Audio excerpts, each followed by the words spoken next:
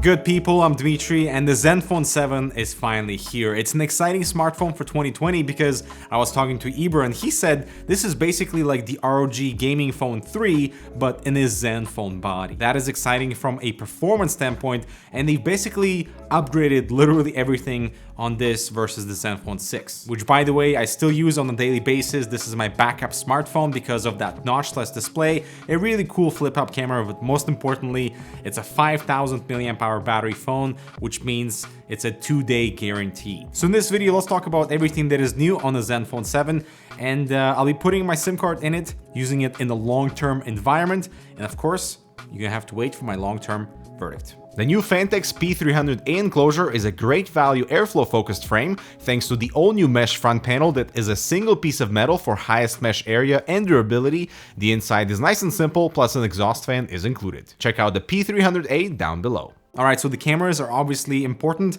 but I'll talk about all the changes they've done around the camera module a bit later. The most important physical difference is the size. It's slightly bigger at 6.67 inches versus 6.4 inches on the Zenfone 6, which means it's a heavier device, it's thicker. This is not a one-hand operation device. The Zenfone 6 was kind of in that space because it was very thin and it gave you the perception of holding something slightly slimmer and smaller. But this thing, like, this is a beefy boy. We still have a Type-C port at the bottom, but unfortunately, no headphone jack, which is so unfortunate, but based on their market research, majority of people are gravitating towards wireless audio, so it is what it is. The other significant physical change is the power button. It is now capacitive, so it acts as your fingerprint scanner, which is incredibly fast. But I find it to be a little bit unnatural because on the Zenfone 6, I'm so used to going in the back and finding that fingerprint sensor. But with the power button here, it's kind of depressed and I'm really not used to it just yet. You can customize what it does with a double tap or a long press, but overall, I don't really like the power button. The volume rockers are beautifully tactile, however, so at least that's a positive. The display, 6.67 inches, 90 Hz, Full HD Plus resolution. So obviously the 90 Hz refresh rate is a benefit. It has auto functionality where it can switch between 60 Hz and 90 Hz depending on what you're doing. It is an AMOLED panel that is slightly brighter versus the Zenfone 6, and because of the whole flip camera design module, there's no notch, there's no hull cutout, it's just a beautiful, beautiful display. I wish the edges of the screen were slightly more square because the rounding on here seems a little bit inconsistent versus what we have on the actual frame. It comes in two colors, pastel white or aura black.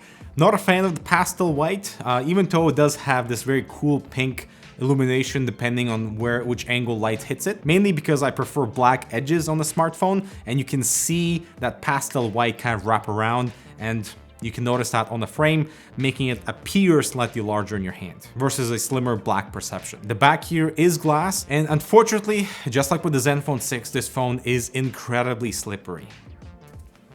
Plus, it's so heavy and large, I wish that the frame would have a little bit more grip. Moving on with the specifications, there'll be two SKUs, Zenfone 7 and Zenfone 7 Pro. Everything about them will be identical except for OIS on the cameras only on the Pro model and Snapdragon 865 Plus 5G on the Pro model, again, while having only just a regular Snapdragon 865 on the Zenfone 7. Storage will be up to 256 GB, RAM up to 8 GB. We'll have a triple tray system, so dual nano SIMs and a single micro SD slot. That is awesome. And both phones will have the 5,000 mAh battery, which is great for a power user, especially with that 90 Hz display. That will come in handy. All right, so specs out of the way. I was hoping for more cool wallpapers because there were so many awesome ones on the Zenfone 6, while here we just get the standard kind of like the 7 wallpaper and nothing more. I will talk about my software experience in the full review, but just like with the Zenfone 6, ASUS really tries to deliver something that is close to stock Android as possible, and yeah, it shows here too. And leave the best for last, the camera module. They've upgraded everything on this thing, including the motor and the camera sensors. So on the Zenfone 7, we still have an ultra wide, we have our regular, and we have a telephoto 3x optical zoom. The main sensor is 64 megapixels, which is insane. The 48 megapixel that we saw on the Zenfone 6 was incredibly sharp given the right conditions, and at 64 megapixels on a phone, that's kind of crazy. It also has optical stabilization, which is necessary for low light photography and something that will give you a clearer and more detailed image versus when you don't have OIS. The ultra wide ultra-wide camera is 12 megapixels, and from my experience, it is fantastic with real-time distortion correction. So if you are taking selfies with large groups of people, you know, people on the edges aren't gonna be like totally squished into the image. And the last lens is a telephoto, so 3x optical zoom with OIS enabled as well, giving you a really good foundation for smartphone photography because of that flip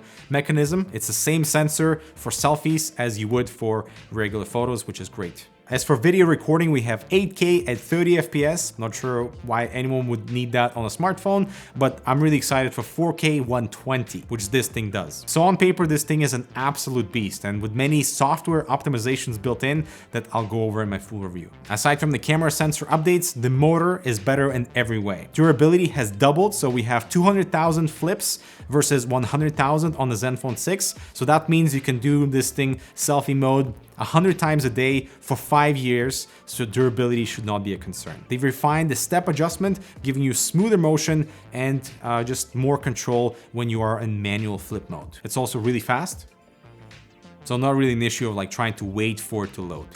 Now, we also have directional microphones, which is important if you're recording between ultra-wide, the main camera, and telephoto. It does change accordingly. And based on the samples I've taken so far, the camera is better versus the Zenfone 6, but you'll have to wait for my full review to see any samples. That's not my call though. As for the price point, check out the pinned comment down below to see how it compares with the Zenfone 6. But yeah, the Zenfone 7 and the Zenfone 7 Pro, absolute killers for 2020. It's still a bit too large for me, but I guess it's one of those things you have to get used to, especially when I'm coming from an iPhone XS. All right, it's time to switch out my SIM card and use this thing on a daily. It's good to be back on Android. All right, guys. Let me know what you think of the Zenfone 7 in the comments. Subscribe for more. Check out this other relevant content. I'll talk to you very soon.